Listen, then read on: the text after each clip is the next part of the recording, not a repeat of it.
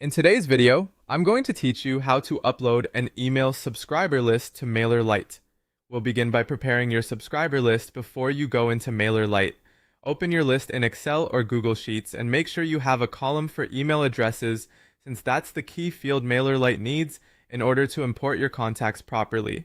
You can also include additional details if you want, such as first name, last name, company, phone, or any other custom fields you plan to use later.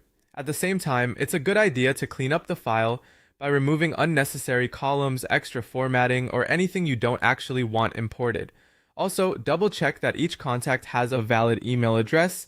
Once everything looks good, save or download the spreadsheet as a CSV file. If your list includes non-English characters, make sure you save it using UTF-8 encoding so those characters display correctly after import.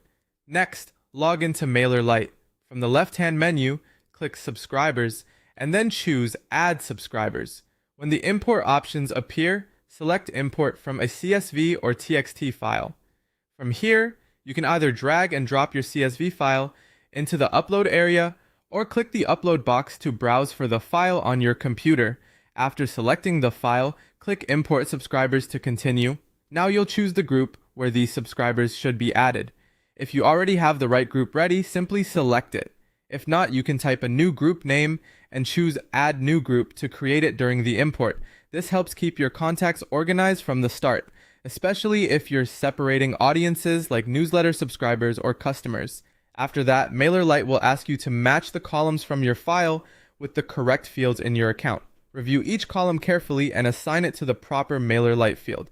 For example, map email to email, first name to name, phone to phone, and company to company. If there's a column you don't want to bring in, just choose Skip this column. If needed, you can also create or select custom fields here. Next, decide whether these imported subscribers should start any automation workflow connected to the selected group. If you want that to happen, enable the option. If not,